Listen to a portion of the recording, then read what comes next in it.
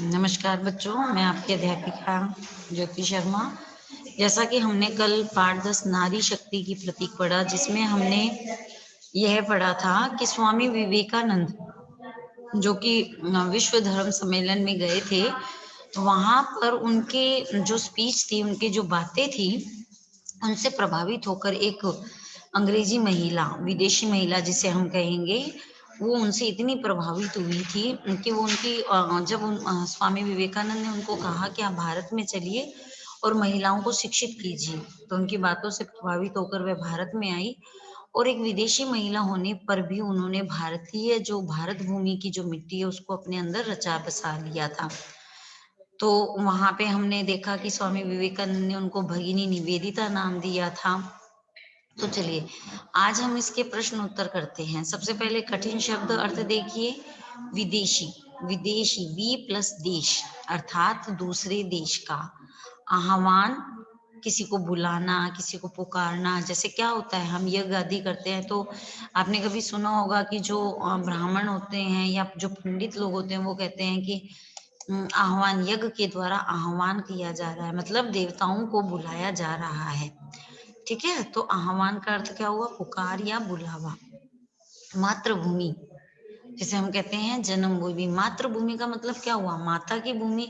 और माता की भूमि मतलब क्या होता है? जन्मभूमि। ठीक है, देखो जब आप लोग शब्दार्थ करते हो ना, तो शब्दार्थ में उसका पहले उसी का वहीं से मीन्स निकालो, फिर आगे निकालो, तो अपने आप ही उसका अर्थ बन जाएगा। पद्धति, किसी कार्य को करने का तरीका जो होता है वो पद्धति होता है।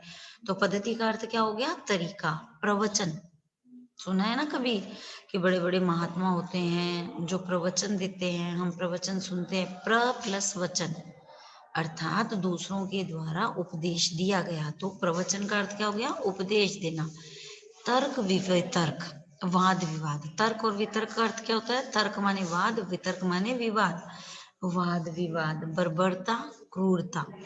संपादकीय, संपादक का लिखा या अग्रलेख। और भगिनी, बहिन। भगिनी का अर्थ होता है बहन, और बहिन, और भार्य का अर्थ होता है पत्नी।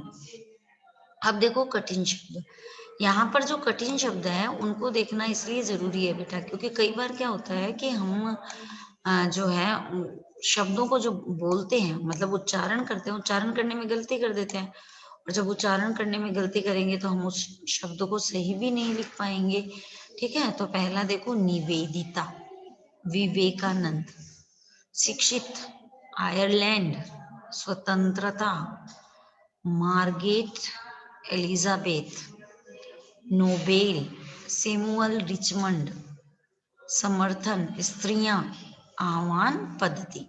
तो पहला क्या है? निवेदिता, विवेकानंद, शिक्षित, आयरलैंड। लय के ऊपर दो मात्रा आ रही है तो लय हो गया। ठीक है, आयरलैंड। स्वतंत्रता, कई बच्चे क्या करते हैं, इसको बोलते हैं स्वतंत्रता। स्वतंत्रता बोलेंगे तो स पूरा आ जाएगा, है ना। जब हम आधा वर्ण बोलते हैं तो आधे वर्ण में जोर लगता है, जैसे स्व, स्व, स पे क्या आ रहा है? जोर आ रहा है ना। तो स्वतंत्रता। Margaret Elizabeth. Nobel, Samuel Richmond. समर्थन, स्त्रियां। आह्वान, पद्धति। चलिए अभी आगे चलते हैं हम। प्रश्न नंबर आगे देखेंगे हम। क्या हमारा प्रश्न है? मौखिक प्रश्नोत्तर। सबसे पहले क्या है कि मार्गेट का पूरा नाम क्या था? क्या नाम था मार्गेट का पूरा नाम? मार्गेट का पूरा नाम हमने अभी अभी भी पढ़ा है, जो कठिन शब्द है उनमें भी हमने पढ़ा है ना। और वैसे भी हमने हमारी बुक में भी पढ़ा है कि मार्गेट का क्या नाम था। तो मार्गेट कौन थी? मार्गेट का पूरा नाम एलिजाबेथ नोबेल था। क्या नाम था? Elizabeth Nobel. मार्गेट का नया नाम निवेदिता किसने दिया? निवेदिता, भगिनी निवेदिता किसने कहा था? स्वामी विवेकानंद ने। तो मार्गेट का नया नाम निवेदिता स्वामी विवेकानंद ने दिया। ठीक है, समझ में आ गई बात? आगे देखो, भगिनी निवेदिता किस किस देश से भारत आई थी? कहाँ से आई थी? हमने कठिन शब्द में भी पढ़ा है और हमने हमारी जो अध्ययन कार्य है उसमें भी पढ़ा है। भगिनी निवेदिता आयरलैंड से भारत आई थी। अब रिक्त स्थान की पूर्ति कीजिए। देखो यहाँ पे आपको हेल्प बॉक्स दिया है, जिसे हम सहायक पूंजी भी कह सकते हैं, जिसे हम मंजूषा भी कह सकते हैं, है ना। हेल्प बॉक्स इंग्लिश में हो गया, मंजूषा तृतीय भाषा संस्कृत में हो गया। भगिनी निवेदिता का जन्म में हुआ, कहाँ पर हुआ था जन्म? आयरलैंड में। भगिनी निवेदिता का जन्म आयरलैंड में हुआ, परंतु उन्होंने भारत भूमि में अपनी किसके अपनी दर्शन किए? मातृभूमि के दर्शन किए। ठीक है, आगे देखो। बचपन में ही इनके माता पिता का हो गया, क्या हो गया?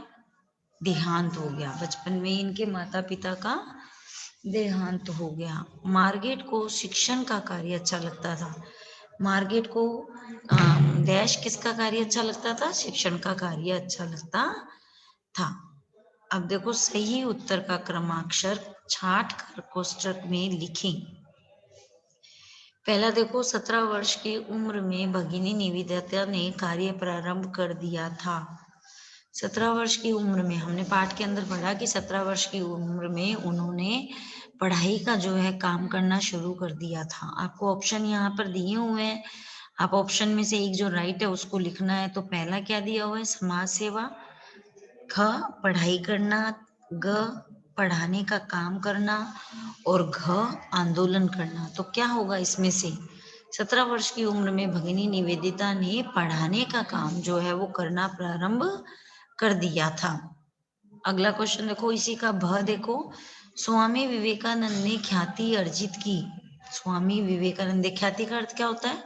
प्रसिद्धि, है ना। उन्होंने कहाँ से प्रसिद्धि अर्जित की? तो देखो, भारतीय सम्मेलन में की, विदेशी सम्मेलन में की, शिकागो के विश्व धर्म सम्मेलन में की, या राष्ट्रीय सम्मेलन में की? तो क्या कहाँ पर की थी? सबसे पहले शिकागो के विश्व धर्म सम्मेलन में उन्होंने ख्याति अर्जित की। आगे देखो, निम्न प्रश्नों के उत्तर लिखो। भगिनी निवेदिता के माता पिता का क्या नाम था? भगिनी निवेदिता के माता पिता का क्या नाम था? तो माता का नाम क्या था उनके? इसाबेला, और पिता का नाम सैमुअल, है ना। पूरा नाम लिखना है यहाँ पे, ठीक है। अब आपने जैसे इसमें पहले ही कर लिया था कि जो इसाबेला है वो उनकी माता थी, और रिचमंड जो नोबेल है वो उनके पिता थे। ठीक है, समझ में आया? मेरी इसाबेला, क्या नाम था? मेरी इसाबेला, और पिता का नाम क्या था? सैमुअल रिचमंड नोबेल था। ठीक है, समझ में आ गया? आगे देखो, भगिनी निवेदिता ने भारत देश के लिए कौन कौन से कार्य किए? भगिनी निवेदिता ने भारत में महिलाओं को पढ़ाने, स्वामी विवेकानंद के विचारों का प्रचार प्रसार करने, रोगियों की चिकित्सा सेवा करने, पत्र पत्रिकाओं में लिखने जैसे कार्य किए। अब यहाँ पर ये जो प्रश्न का उत्तर है इसको आप पॉइंट्स में भी लर्न कर सकते हैं। अगर आपको लगता है कि ऐसे ये बड़ा प्रश्न लग रहा है तो आप पॉइंट में याद कीजिए। फिर पॉइंटों को याद करके, पॉइंट जो याद हो जाएंगे उसको याद करके आप लोग ऐसे प्रश्न का उत्तर बना सकते हैं। भगिनी निवेदिता ने भारत देश के लिए कौन कौन से कार्य किए? तो सबसे पहले उन्होंने क्या किया था? सबसे पहले उन्होंने भारत में महिलाओं को पढ़ाने लिखाने का कार्य किया।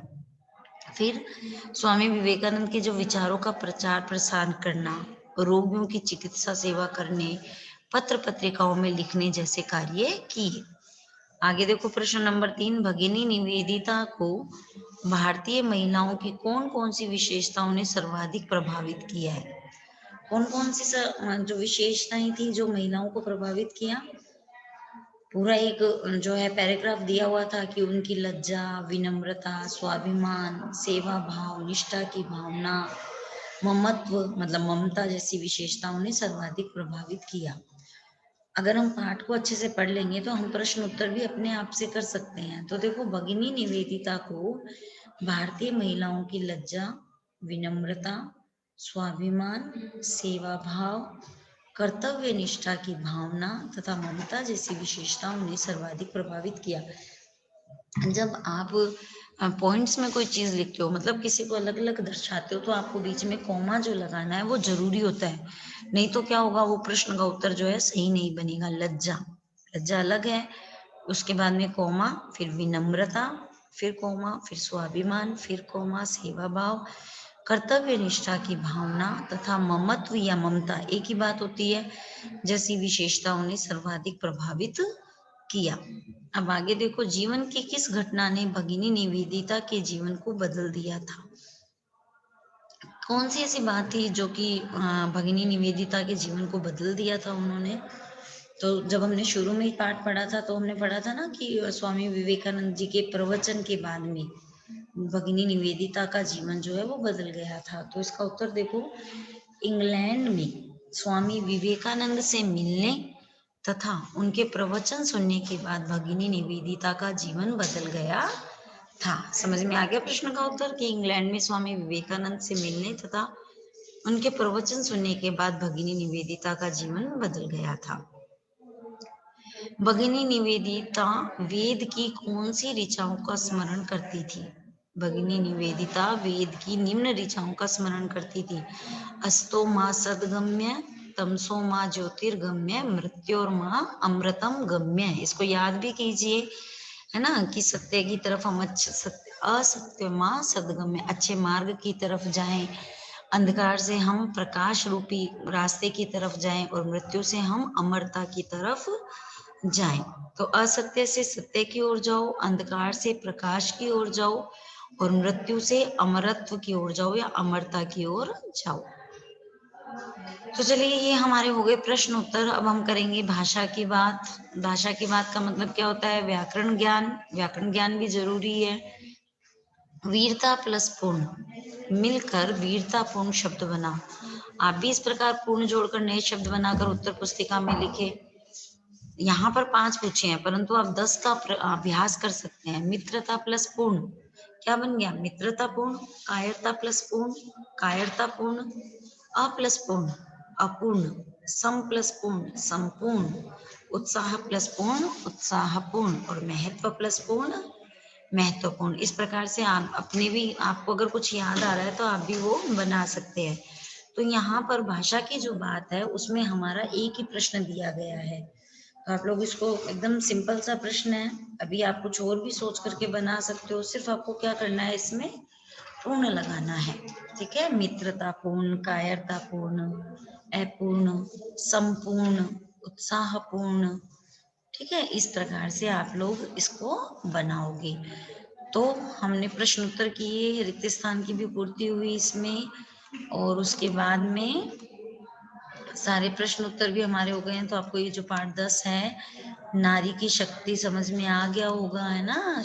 नारी किसकी प्रतीक होती है? नारी शक्ति की प्रतीक होती है। अगर हम चैप्टर को अच्छे से पढ़ लेंगे तो हमें इसके प्रश्न उत्तर भी जो है वो अच्छे से याद हो जाएंगे। तो चलिए, अब हम आगे जो भी पढ़ेंगे उसको अच्छे से याद करेंगे। ठीक है, अभी आप इस चैप्टर को अच्छे से अपनी कॉपी में कीजिए, सुंदर सुंदर आपकी राइटिंग होनी चाहिए। और अच्छे से इसको लर्न भी कीजिए।